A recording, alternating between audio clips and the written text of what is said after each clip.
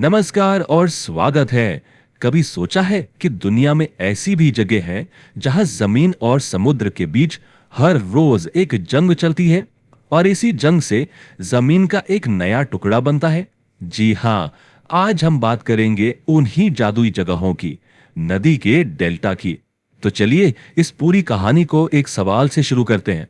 एक बहुत ही सीधा सा सवाल है, अगर दुनिया की सारी नदियां आखिर में जाकर समुद्र में ही मिलती हैं, तो फिर सारे डेल्टास एक जैसे क्यों नहीं दिखते? है ना सोचने वाली बात। कोई पंखे की तरह फैला हुआ है, तो किसी का आकार पक्षी के पंजे जैसा है। आखिर इसके पीछे का राज क्या है? वेल, इस पहेली का जवाब छिपा है दो बड़े आर्किटेक्ट्स की एक जबरदस्त टक्कर में। एक तरफ है हमारी नदी, जो अपने साथ पहाड़ों से ढेर सारे सेडिमेंट्स यानी कि मिट्टी, रेत और कंकड़ बहाकर लाती है, और दूसरी तरफ है समुद्र, जो अपनी लहरों और टाइड्स मतलब ज्वार भाटा की ताकत से इस मिट्टी को एक खास आकार देने की कोशिश करता है। तो देखिए, किसी भी डेल्टा का जो फाइनल शेप होता है ना, वो कई चीजों पर डिपेंड करता है। ये एक तरह की रेसिपी है। इसमें यह देखा जाता है कि नदी में पानी का फ्लो कितना है, वो अपने साथ कितने सेडिमेंट्स ला रही हैं, समुद्र की लहरें और उसकी धाराएं कितनी पावरफुल हैं, और यहां तक कि वो जमीन खुद कितनी तेजी से नीचे की ओर धंस रही है। इन सब से मिलकर तय होता है डेल्टा का डिजाइन। अब इन सभी फैक्टर्स में से एक सबसे जरूरी चीज है पानी की डेंसिटी यानी घनत्व का खेल। मतलब ये एक सिंपल सी पावर स्ट्रगल है। वैज्ञानिक इसे एक फैंसी नाम देते हैं, हाइड्रोडायनामिक्स। आसान भाषा में समझें तो बस ये देखना है कि नदी का मीठा पानी समुद्र के खारे पानी से भारी है, हल्का है, या फिर दोनों की ताकत बराबर है। तो चलिए देखते हैं इस लड़ाई का पहला नतीजा। मान लीजिए नदी के पानी में बहुत ज्यादा सेडिमेंट्स घुले हुए हैं, तो जाहिर है वो समुद्र के पानी से भारी हो जाएगा। अब सोचिए, जैसे शहद को पानी में डालते हैं तो वो सीधे नीचे बैठ जाता है ना?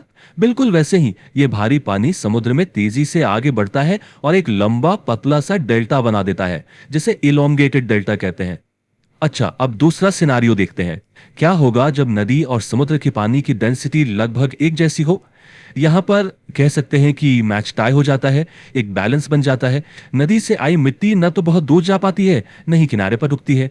वो आराम से फैल जाती है और एक क्लासिक पंखे जैसा आकार बनाती है, जिसे हम फैन शेप्ड या लोबेट डेल्टा कहते हैं। और अब आता है तीसरा और सबसे दिलचस्प केस। जब नदी का पानी साफ होता है, मतलब उसमें सेडिमेंट्स कम होते हैं, तो वो समुद्र के खारे और भारी पानी से हल्का होता है। अब ये ठीक वैसे ही है जैसे पानी के ऊपर तेल तैरता है। ये हल्का पानी समुद्र की सतह पर फैल जाता है और पतली पतली उंगलियों जैसी धाराओं में बढ़ जाता है। और इसका आकार कैसा दिखता है? जी हाँ, बिल्कुल एक पक्षी के पंजे जैसा। तो नदी और समुद्र के इस खींचतान से आखिर कौन कौन से फाइनल ब्लूप्रिंट्स तैयार होते हैं? चलिए अब जरा आकार के हिसाब से चार मेन डेल्टा डिजाइन्स को करीब से देखते हैं। सबसे पहला और सबसे कॉमन डिजाइन है आर्क्वेट डेल्टा। आर्क का मतलब होता है धनुष। तो जैसा इसका नाम है, ये एक पंखे के आकार का डेल्टा होता है, जिसका बाहरी किनारा हल्का सा घुमावदार धनुष जैसा होता है। हमारी गंगा ब्रह्मपुत्र का डेल्टा इसका एक बेहतरीन उदाहरण है। दूसरा है बर्ड फुट डेल्टा, जिसकी बात हमने अभी अभी की। ये अपने अनोखे आकार के लिए ही जाना जाता है। याद है आपको वो वाला केस जहां नदी का हल्का पानी समुद्र के भारी पानी पर तैरने लगता है? बस उसी की वजह से नदी की धाराएं पतली और लंबी शाखाओं में बढ़ जाती हैं, जो हूबहू किसी पक्षी के पैर की तरह दिखती हैं। अब आते हैं एस्चुरीन डेल्टा पर। यह डेल्टा एक एस्चुरी के अंदर बनता है। एस्चुरी मतलब नदी का वो मुहाना जो समुद्र में डूबा हुआ होता है, जहां मीठा और खारा पानी आपस में मिलते हैं। क्योंकि ये जगह समुद्र की तेज लहरों से काफी हद तक सुरक्षित होती है, तो यहां बनने वाला डेल्टा अक्सर लंबा और संकरा होता है। और हमारा चौथा डिजाइन है ट्रंकेटेड डेल्टा। ट्रंकेटेड का मतलब है काटा हुआ या छाटा हुआ। आप इसे एक ऐसा डेल्टा समझ सकते हैं जिस पर समुद्र हावी हो गया है। यहां समुद्र की लहरों की ताकत इतनी ज्यादा होती है कि वो डेल्टा के बाहरी किनारे को लगातार काटती रहती हैं और उसे एक सीधी लाइन जैसा बना देती हैं।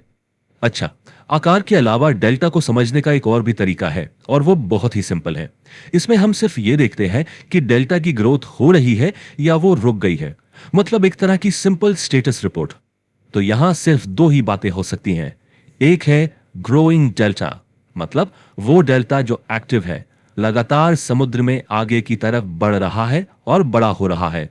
और दूसरी तरफ है ब्लॉक्ड डेल्टा, यानी वो डेल्टा जिसकी ग्रोथ अब रुक चुकी है, शायद इसलिए कि नदी से सेडिमेंट्स आने कम हो गए हैं या फिर समुद्री ताकतें ज्यादा हावी हो गई हैं। अब हम आते हैं आखिरी तरह के डेल्टा पर, और इसकी कहानी थोड़ी अलग है।